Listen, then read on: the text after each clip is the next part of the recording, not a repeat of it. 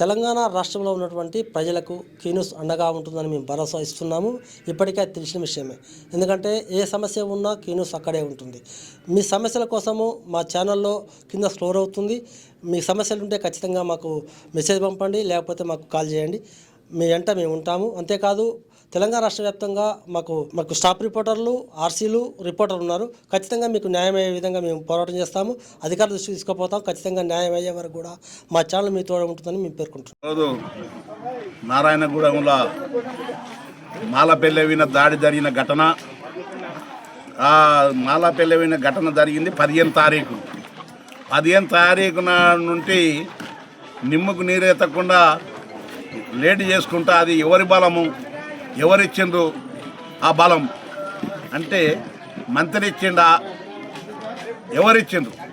అందు గురించి డిఎస్పీ గారు, సిఐ, ఎస్ఐ గారు మీకు ఈ కేసు ఏం చేస్తారు, కేసును ఊకే తీసేయచ్చు అని మాట్లాడుకున్న ఘటన కూడా మాకు ఎరకయింది.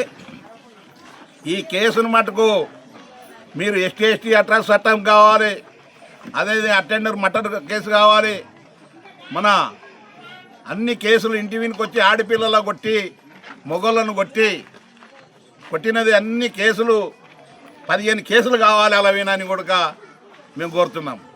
లేని ఎడల మీరు అనుకున్నారు Srinivasa Reddy DSP, SI Reddy, SI Maria, CI Ramakrishna Reddy, మీరు అన్ని రెడ్లు అయ్యి మంత్రి రెడ్డి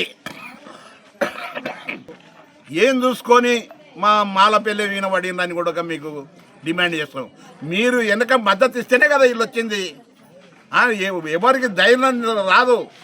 మాలలో వీణ రావాలంటే ధైర్యం మీకు ఎవడిచ్చిండ్రో ధైర్యం అది చెప్పాలని కూడా మేము మాట్లాడుతున్నాం.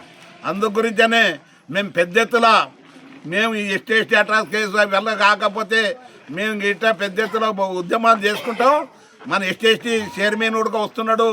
మేము మామూలుగా విన్నాం. డిఎస్పీ తోటి కూడా ఇప్పుడు పోతాం. ఏం కేసులు బుక్ చేసినాం. ఇంతవరకు డిఎస్పీ గారు వచ్చి ఇంకోటి కూడా చేయలేదు జరిగిన ఎడల. ఇంతవరకు కలెక్టర్ రావాలి, కలెక్టర్ రాలేదు. జరిగిన అన్యాయాన్ని ఎవరు ఇంతవరకు సరిదిద్దలేదు. అందు గురించనే ఈ మంత్రి గారు ఏం చేస్తున్నారు, మన ఏది ఉత్తమ్ కుమార్ రెడ్డి ఇచ్చిన బలమా, లేకుంటే ఉత్తమ్ కుమార్ రెడ్డి రావాలే కదా వచ్చి